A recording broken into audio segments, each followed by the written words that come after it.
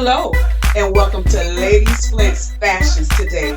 Today I am rocking red and black with my leather pants, my red shirt, my red shoes, all of my accessories, my earrings, my necklace, and baby, to top it off, my red and black guitar. Hey, I love you guys. Blessings, blessings. Hello and welcome to Diaspora TV. Thank you for coming again. I have another beautiful Nubian queen. But before we get started, I just want to say I hope you all are blessed and highly favored. Today I have the queen with me today, Miss Patricia Jones.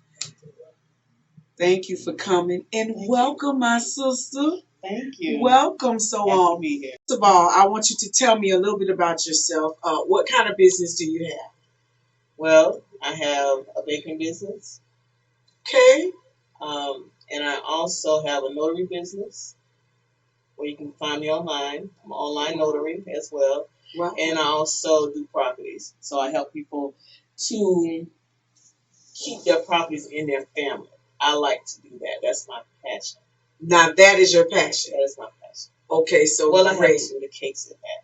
The cakes. Now, when you said you bake cakes, I'm going to start out with the cakes first. Okay. Okay, so how did you get started baking the cakes? And what flavors do you bake, baby? Okay. Because I love red velvet. You hear me? I do. Oh, she made red velvet, y'all. I do Go that. ahead, I girl. do that. My first cake was a red velvet. How I got into it was when my mom passed. You know, you have to clean out everything. I miss her so much. I know. She had a sweet mama, y'all.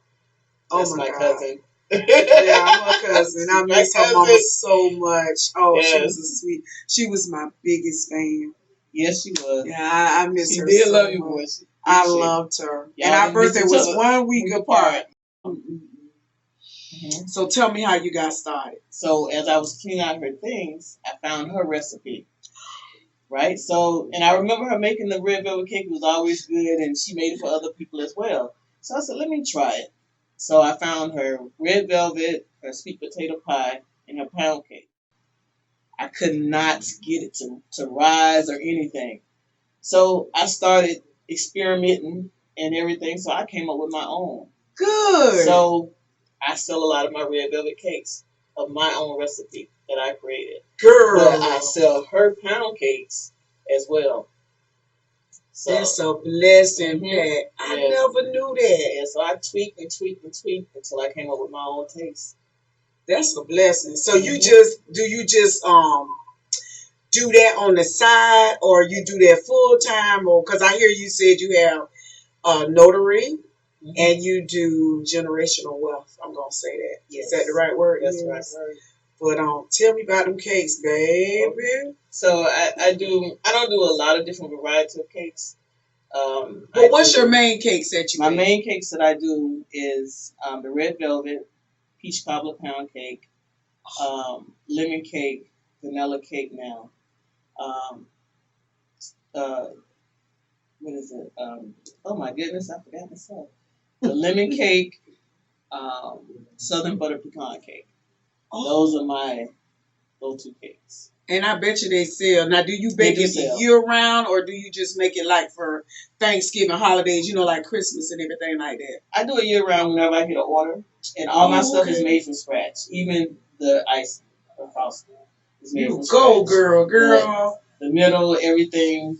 Lois will be so proud. Yep. Everything from scratch. And how long you been doing that? About 5 years now. I never knew about that. 5 years, yeah. Get out of here. Girl, I'm so proud of you. Thank you. And that's a blessing when you can take a loved one, especially if they passed away, but just a loved one, period, and you can take that. It's like they still here. Do you feel like that when you're baking? When I'm baking, yeah. Yeah, like you have a connection to her. Right. And it gives you such a sense of peace. Girl, you're going to make me cry. Yep. Lord have mercy. That's how I feel. Like when I, cook and stuff like that, especially them collard greens, baby. Hey, look at here. Auntie. Yes, Lord. So I think, we got to do a whole nother show, girl, on food. Yes. But that's how I feel like, the connection is there with, your parent or whoever it is, but in our case, our beautiful, beautiful mothers, and you feel, and that's the right word, you feel such like a peace, like you have that connection, like they never left. Right. You're passing it down. That's beautiful. I'm so proud of you. I never knew that. Thank you. Wow, and I'm gonna ask you to make these cakes like I really need it, but no problem. And I'll pay you for it, girl. But these hips gonna pay for it more than anything. Okay. I hear you, girl. So so you do that year round, and then how do you promote that? Do you really promote that a lot, or no? Is it word of mouth, or do you have? How do you do it? Most of it's word of mouth.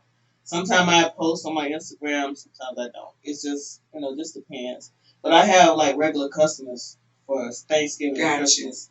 Oh, that's a blessing. Yeah, so I just kind of leave it at that, and they tell their other friends or what have you, and they order for me as well. So well, that's good. Let the word of mouth just.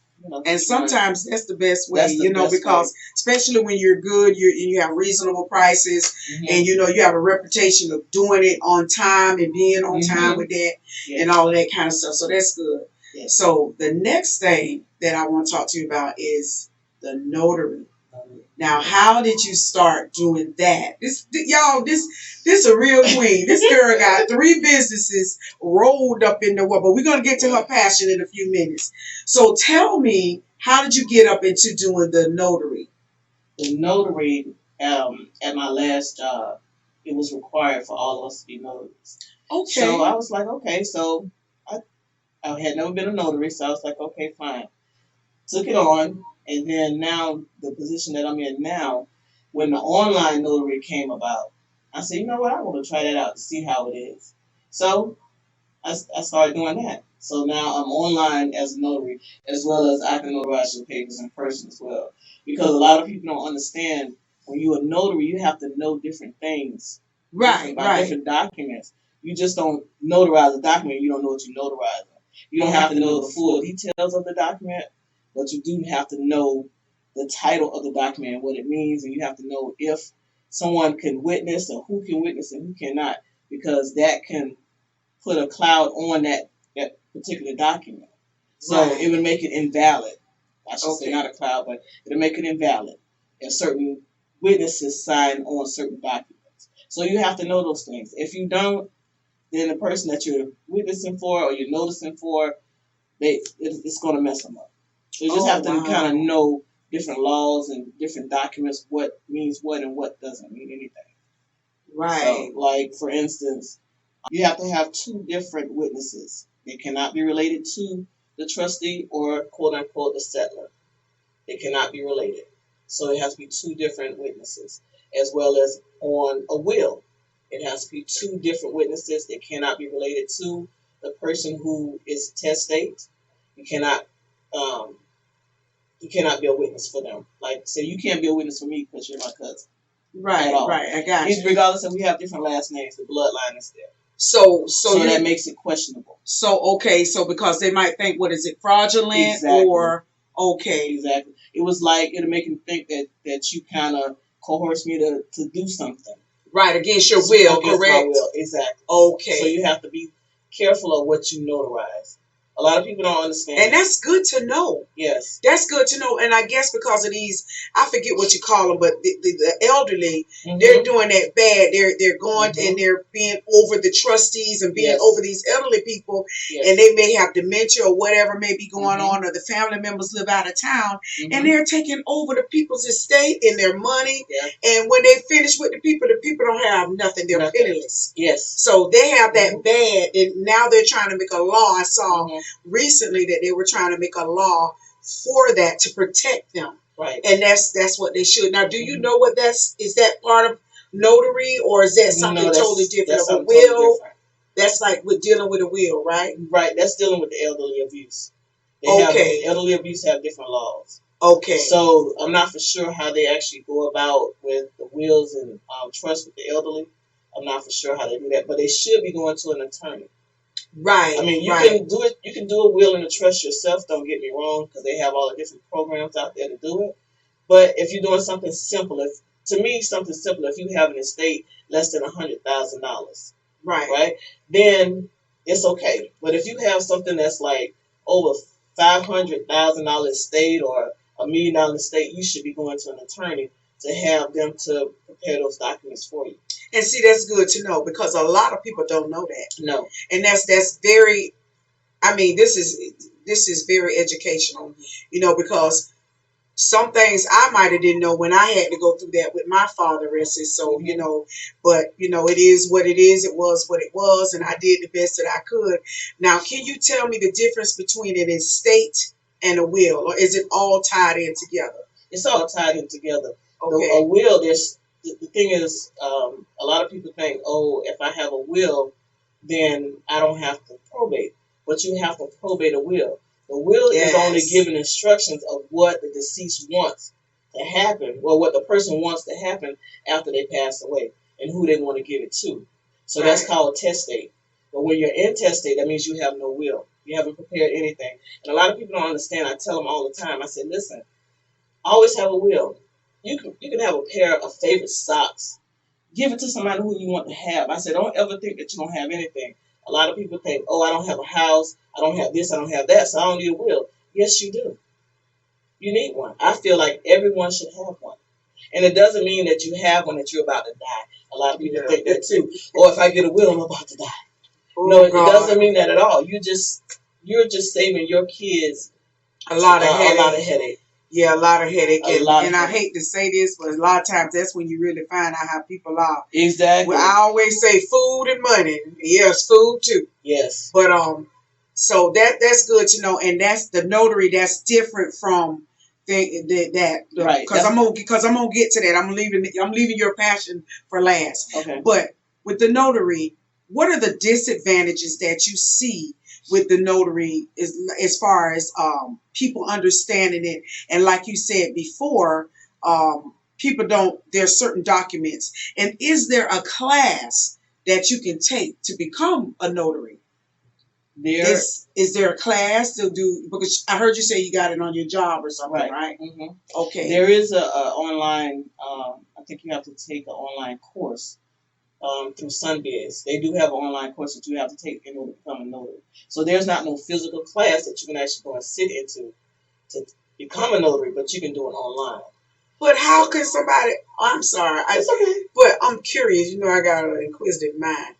If there's nobody there, how they gonna know how they're gonna understand what like you were saying, all these different documents that I've never heard before. How are they gonna know?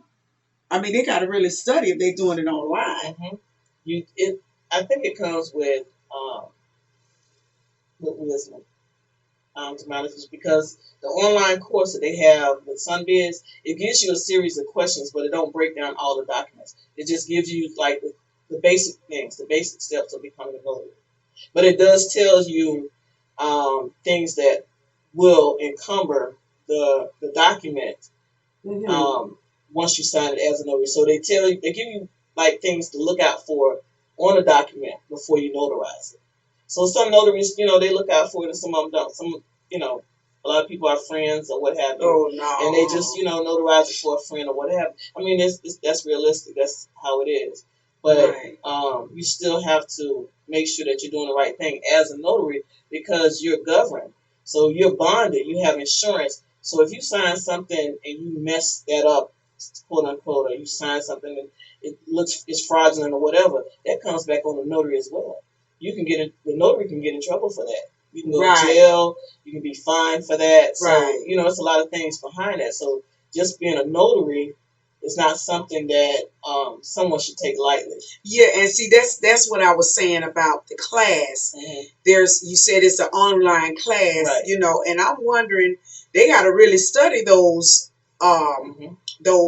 documents to see what is what.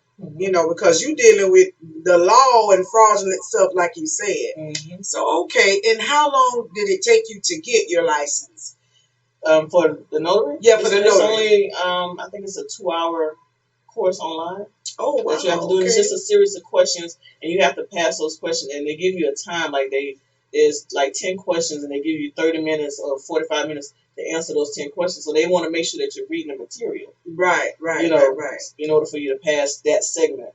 So they I guess they're trying to be thorough with it, but you still have people that not going to do the right thing. Of course. I think that's in everything. That's in everything.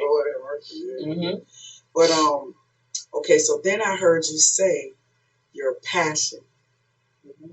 Can you tell me what is your passion with your business? Because this lady has 3 businesses. This is, she killing it, y'all. She killing it. And tell me your passion. How long did it take you to do this? So let's start out with those 2 questions. How did you get started with your passion? And how long did it take you to get to that point, to where you really are now, because this is your passion? And do you do it for a living besides the other stuff? This is your main baby right here. Right. So let's get started. Tell your story, baby. Okay. Well, when I got started, to be honest with you, I started doing it and didn't even know what it was.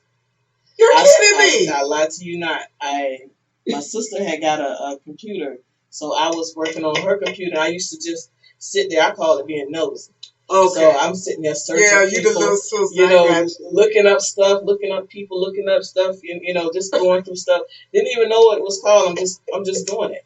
So on every job after that, I would always have something like that to do. Doing that type of thing. So I love to research. I can research to the bone. So you all FBI. Yeah, all FBI. I get to the bone.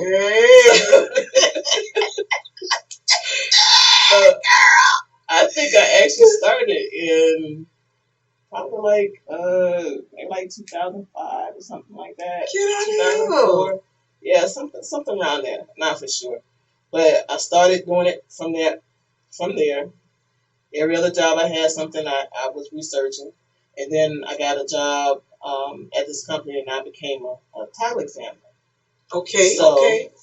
I was in the title department, and then I got a job I became a title examiner. So that's what I am now, a title examiner. Title examiner, right. That's what you check the houses and cars, or no, not that, just commercial property and stuff like that. Okay. Residential and commercial property. Okay, so I make sure that the title is clear before they can sell it, refinance, or even we do title searches and things of that nature.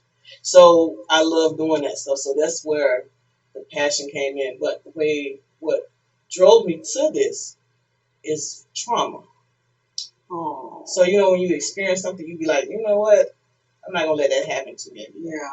So that's what took me further. And I'm sorry for your trauma, whatever it is. We ain't got to go there. Yeah.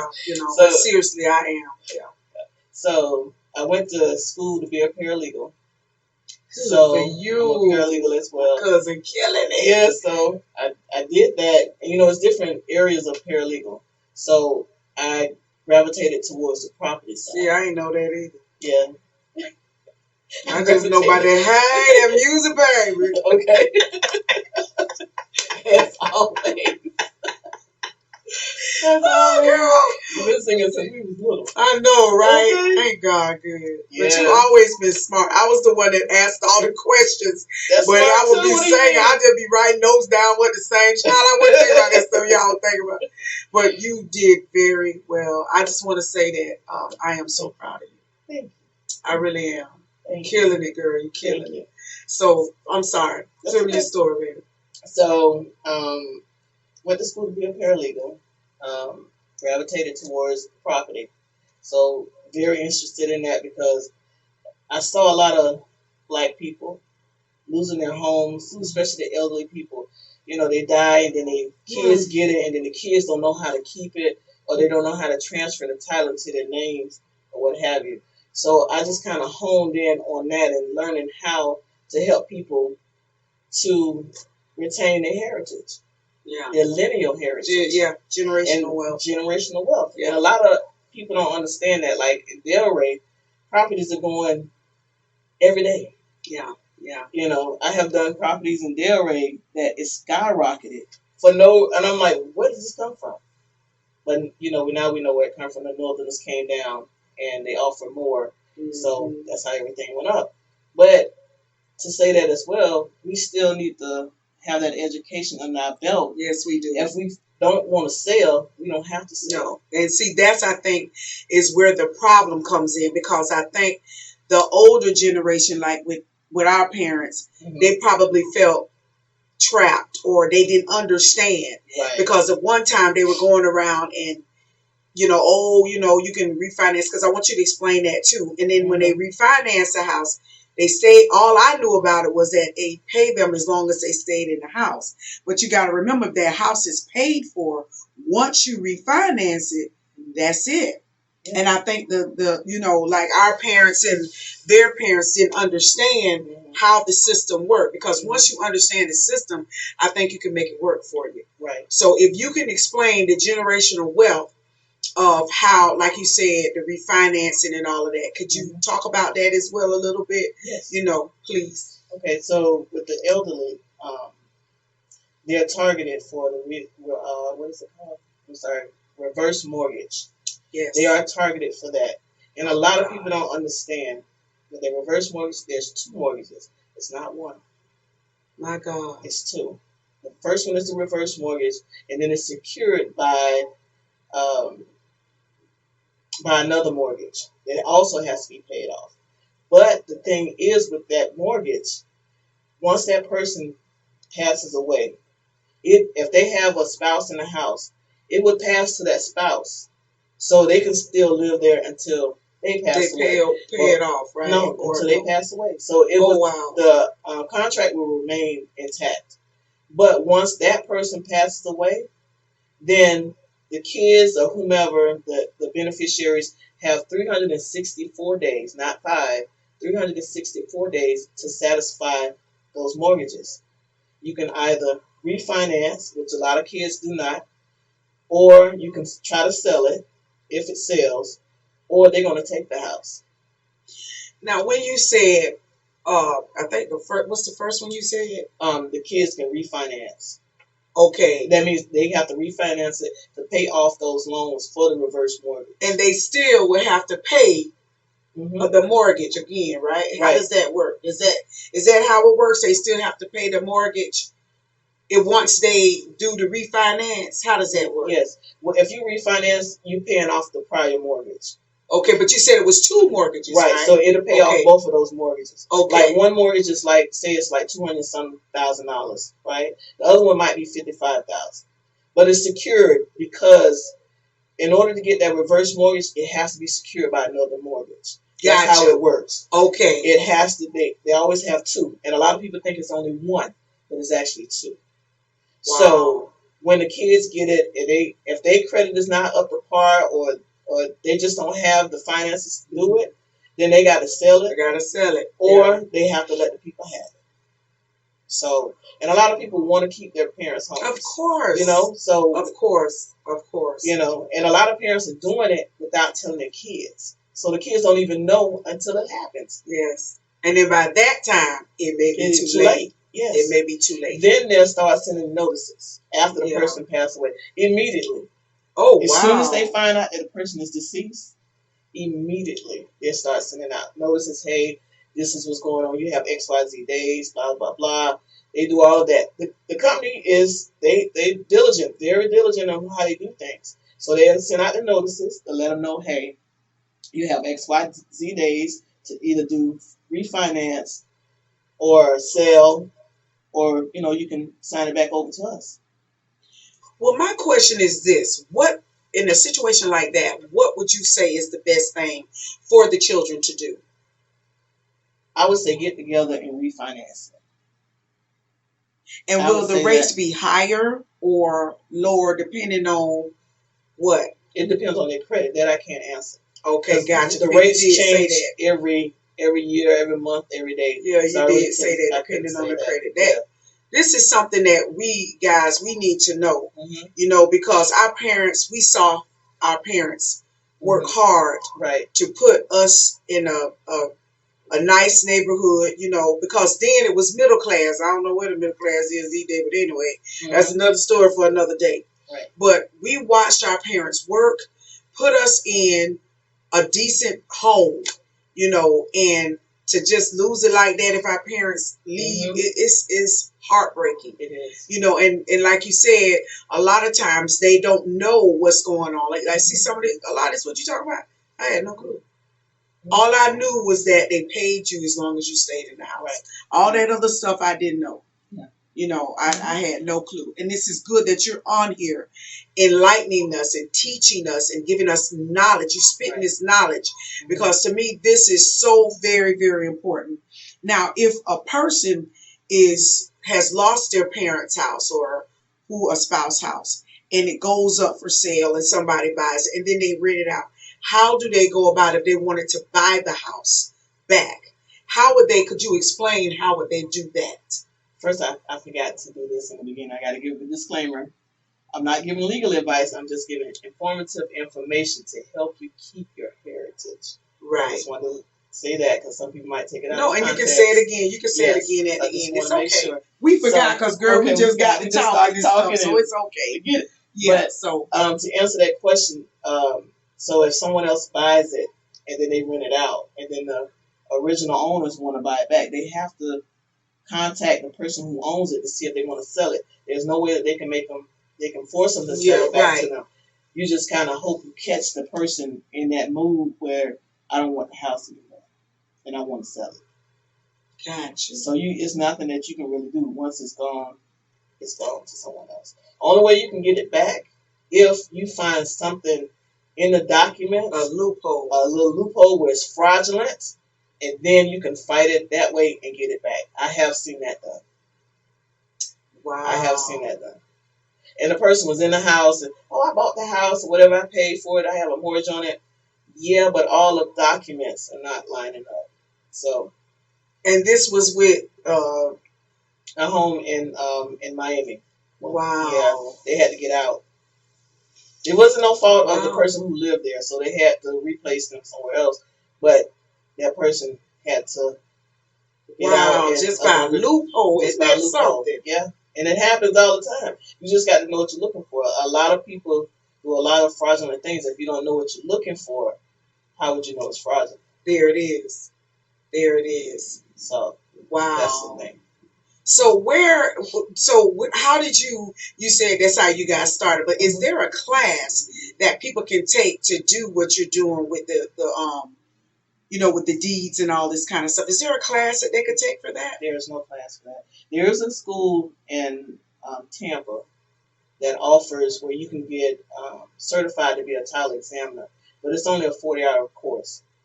Oh, wow. So you're not going to learn everything that, unfortunately to say, that I know in 40 hours. You're going to just... Doesn't seem like you're just going to scrape the surface of it. So it's much deeper than everybody thinks. In the field that I'm in, there's not a lot of, I'm going to say it, there's not a lot of black people in this field that I'm in. Sadly to say. Yeah, that's sad. Because we need to educate. Yes. We need to educate each other so we can keep our generational wealth.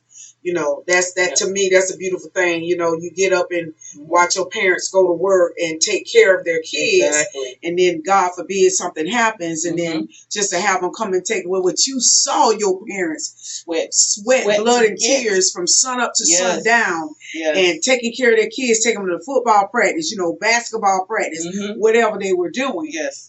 So that's, that we need to tap into this. We really do. Yeah. So is that the only school that you know of? That's the only one. You can go in and I think they have online classes now. And they do travel like different counties, come to different counties. And I believe the course is 500. I think it's 5. It might be a little bit more now. I haven't really looked into it lately. Wow. Yeah, they give you a book and everything, so the book is nice. And the people travel around. Sometimes they travel. I think mostly they're doing it online because of COVID, so they started online classes. Gotcha. Yeah. Gotcha. But that's the only one you can get certified to be a title examiner. But you still have to go through a title company, and you just have to have experience. You just have to get that that hands-on hands-on yes. experience. So once you get that hands-on experience, then it sticks with you. Wow. Yeah.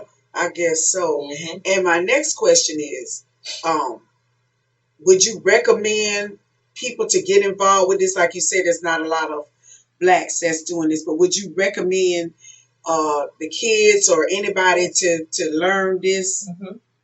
I would recommend it because a lot of people that I have helped, um, they are unfamiliar with what probate is. They are unfamiliar with um, what deeds really mean opposed to a mortgage. Like I had one person thinking that, um, her husband passed away and she thought that she was on a deed and she really wasn't. She was only on the mortgage. And the company kept telling her, no, it's a deed, it's a deed. No, it's two different things. So if you don't know what you're looking at, you don't know what you have.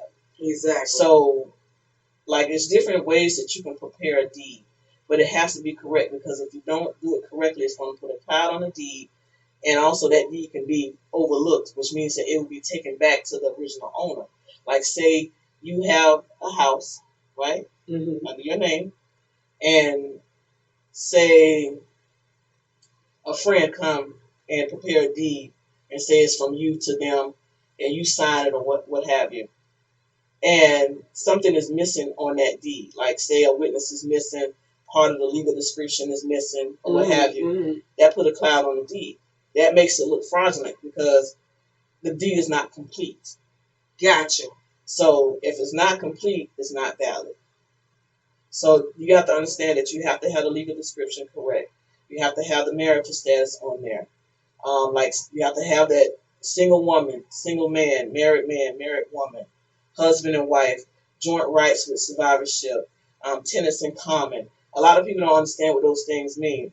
Joint with rights of survivorship means that both of you have 100% ownership in that home. So when one of you pass away, it automatically passes to the other one without even going through probate. Okay, that's the good thing. That's the good thing. Yeah, that's then when you have tenants in common, you own 50%, they own 50%. So when that person passes away, that person's family can probate for them for their 50% to go to whomever they want to go to. But that other person still owns that 50%. Wow. Yes. Girl, that's deep. Yes. And you know what you're talking about, girl. So you a lot of people don't understand that. So, and then there's also an enhanced life estate deed. Some of them call them ladybirds. There's two ways that you could do those. These deeds automatically pass the property to whomever they want. Once they pass away, they call remainders or remainderments. So once you set that up, you can say Felicia Flint, single woman, married woman, as enhanced life estate, upon the death, immediately, whatever. I can't remember the language correctly, but there's language in there, automatically goes to your sons or what have you. So once you pass away, it automatically goes to them. God forbid. God forbid. The only thing they have to do is go to the property appraiser, show them your death certificate. Your name is automatically taken off. Their name is automatically put up there. And they don't have to do probate for your property. Actually, you cannot probate homestead property in the state of Florida because state of Florida is so big on homestead property because creditors cannot come after your homestead property, so they cannot put any claims against it. So therefore, homestead property is not probated at all. The judge is only going to appoint someone to sign on your behalf for your property, but like your cars and your bank accounts and stuff like that, that can be probated, and he can say this person get this person get that. So, and a lot of people don't understand that. And it's a lot. That's a lot to take in. I mean, you're teaching me some stuff that I really didn't know a lot about because with the probate, usually that takes 1 year, correct? It could take up to 2 years, 3 years. It just depends on if you have people fighting. Okay. So, with that, you have to have an attorney for that. Because you do. They're the only ones that can submit certain documents. I know that for a fact. You have to have a lawyer for that. You have to have a lawyer for that.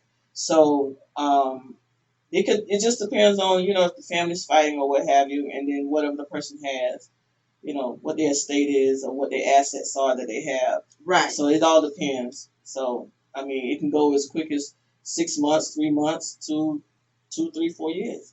Just depends. It's normally supposed to be 2 years, but it can go beyond.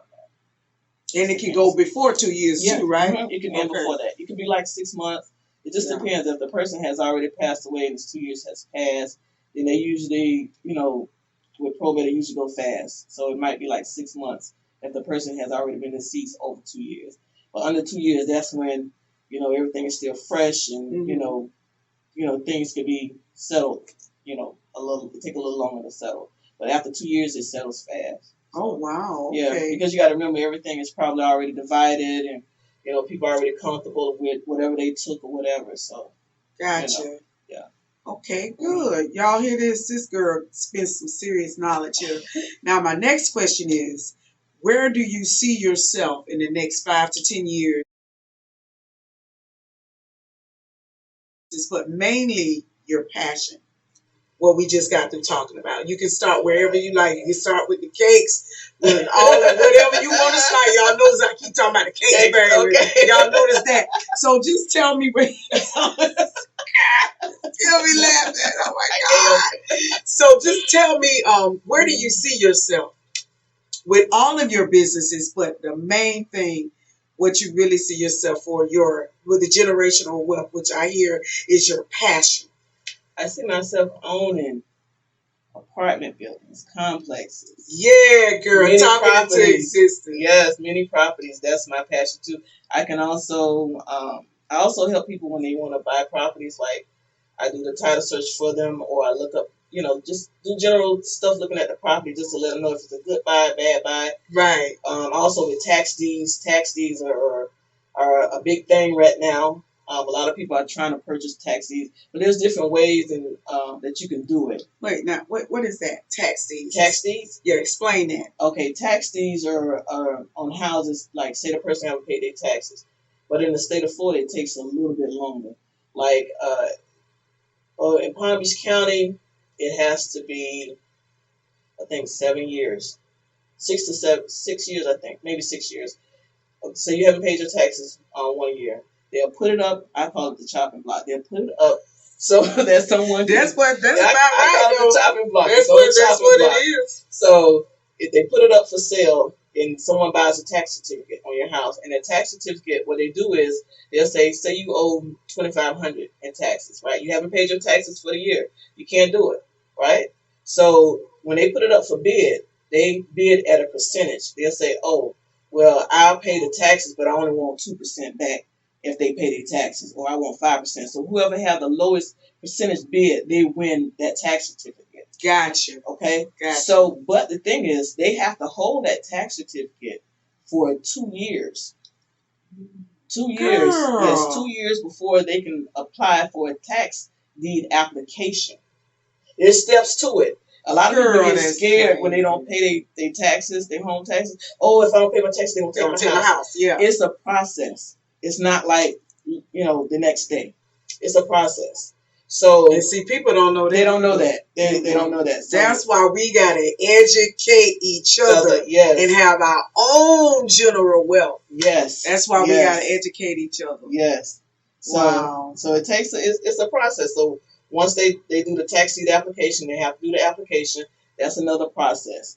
And then it goes to what I call the chopping block for the tax deed. Then they put it up for sale and you bid on the properties. So you have to research your own properties before you bid. I would suggest that you research it to a T, because you don't know if they have any kind of liens on the property, any encumbrments. Mm-hmm. You don't know if they have mortgages or whatever. You have to know what you're looking for too. Exactly. So research it to the T. Then you go and bid on the property. So once you win that bid in the Palm Beach County Tax Collector's Office, right? Once you win that bid in the tax collector's office, right? Mm-hmm. You become the owner. But the owner has, I think it's 2 days to come back and redeem that. Say you won it, and then the owner say, hey, I finally got the money, but they done sold it. They can go to the tax collector's office. Hey, I have the money. Pay the money plus that percentage and get their tax deed back. Wow, that's amazing. Yeah. So, like I said, this is the last question. Okay. So, That's okay. so okay, so you see, so where do you see yourself with the cakes? Because you said the generational wealth. You want to own apartments and everything, girl. I'm trying to tell you, this money in real estate. Yes, yes. So, but where do you see yourself with the cakes and the title stuff that you notary? I'm sorry. So, and that's our last question. Okay, the cakes. It's a hobby. It's a passion, but it's a hobby. So if it goes anywhere, I'll be happy because I think my cakes are good, honey. Yeah, so they sound you know what I'm saying? I think they're good. Yes, yes. So if it, takes off, I'll be happy. But and then also with the notary, I'm just here to do it. Notary is just notary. You can make a big business out of it, or you can just keep it, one on one. So wherever it goes, I'm good with it. Yes. Yeah, that's good. And with the generational wealth, you see, like you said before, you see. I'm gonna reiterate that you see yourself buying the buildings and everything, and that's the only thing that you see with that, or just something else with that. Just management, and also want to help people get their own properties. I would love to see people. That's so sweet of you. Yes. That's noble of you. Yes. I want to see them get their property as well. I help people now with their deeds. So if they, want something or they need something, I guide them. If they call me, they ask me a question, I have no problem with that. And you charge for this service, correct? Right. What I do is, if you call me and you have a question, I will help you. But as far as you want me to do paperwork, that's when I start charging. Okay, and you should, because you're taking your time away from your family and everything, like that. So that's a blessing. But ladies and gentlemen, where can they reach you? Tell me all the platforms, and for real, this is the last the thing. So tell us all the platforms we can find you on. You can find me on Instagram at Chinese Eyes 21. You can also find me on Facebook at Pat Jones. You can find me for the notary at notaryhub.com.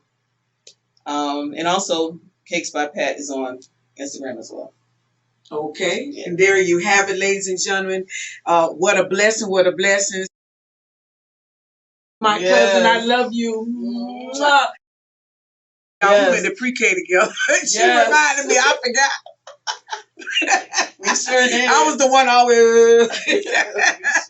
But I love you guys, and I want to thank you, my sister, for coming and just giving us this knowledge, spitting this knowledge, because like I said, we as a people, we need to know this. We need to know what's going on, because a lot of this is going on and it's being snatched up under your nose. And it's personal for me because, my that's what happened with my father, and he didn't know, because the older generation, they, they was hitting, they targeted them. That's the word I'm looking for. It was targeting, the older, the elderly, because they don't understand all that stuff, So I just want to thank my beautiful, beautiful cousin and Nubian queen, Miss Patricia. I'd say Patricia.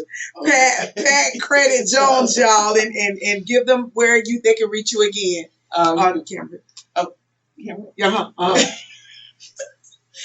They can reach me on Instagram at Chinese Eyes 21, Facebook Pat Jones, and also notaryhub.com for notary services. Or you can call me. And you want to give them your number or no? I have a different number. Okay, but that's okay. You should. Okay, so you have heard where all the platforms that you can reach this beautiful, beautiful queen, Pat Credit Jones. Thank you again for coming. I will have you again later on in the year, because I got to get around to everybody. Then I'm going to bring, people on. But this was very, very educational. So I love you guys. Be blessed. Please follow us and subscribe to Daspo TV. Thank you, Mr. Allen. Thank you, Solomon. I love you guys. Mwah. Much love. Be blessed. Stay safe. Blessings and good night.